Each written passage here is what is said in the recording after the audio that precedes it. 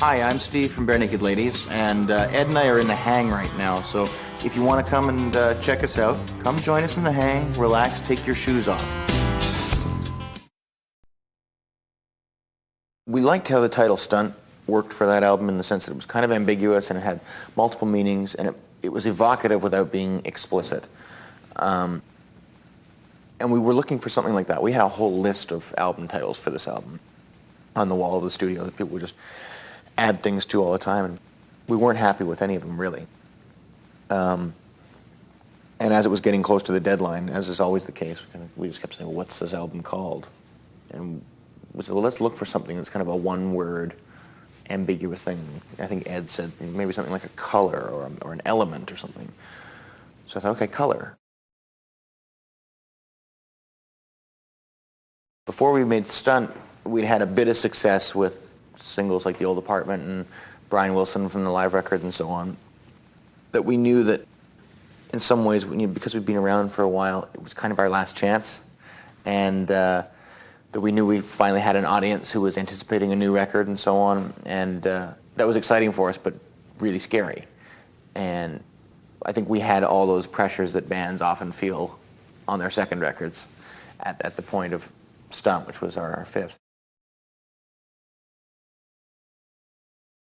To hear Brian Wilson sing our song called Brian Wilson as our first cover version ever is pretty absurd and excellent. And then he came by the studio when we were making Maroon to play it for us. And he said, so is that cool, guys? No, that's not cool, Brian. Of course it's like the coolest thing in the world. The way we've learned to approach writing is that although there is something valid and romantic about waiting for the muse to strike and so on, it could take you forever. That you kind of have to approach it like a craftsperson as well. That you can make, that there are craftspeople who make beautiful things, but they sit down and work just like, painters or visual artists sit down and work every day, and they glean inspiration from the process of working.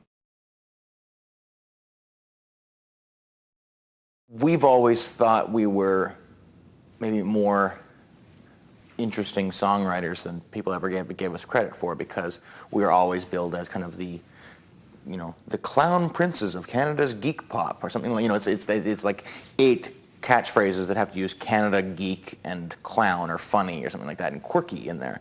And that becomes the focus. There's an album in the late 60s by a poet named Ken Nordine, and it's called Colors, and each track on the record is a different color. Every track is 2 minutes long exactly, and they're like, russet and green and beige and, of course, maroon.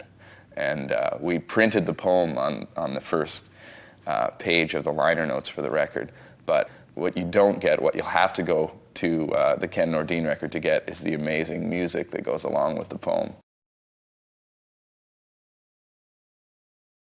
I think the success of Stunt was rather liberating going into this record, because I think it gave us a confidence in the fact that we could just do what we did, write songs and play together and be a band.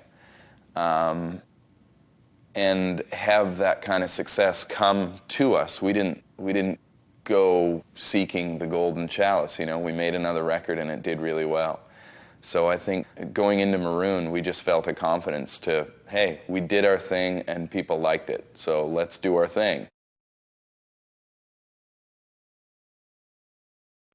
I thought, Brian Wilson is asking me if his version of our song is cool. Is there anything cooler than hearing, Brian Wilson play your music about him? It was a pretty amazing experience. He left the studio and said, "Don't eat too much, guys." So it was surreal. I could have dreamed it, but there were witnesses. This time on this record, I think we made the most concerted effort to write as much as possible together, because we talked about it a lot before writing the record and said, I think we write our best songs together. And we have in the past done a lot of writing alone or writing with other people, and it was a big concerted effort for us on this record to write as much as we could together, and we ended up writing 12 or 14 songs together, and 11 of them appear on the record. I think definitely Canada's got what you might call tall poppy syndrome. And I think we suffered from that after the success of Gordon, and we were trying to get things going in the U.S. I think there was a bit of a backlash, but we got a really nice sense when things really exploded with Stunt in the U.S. for us that Canada was proud.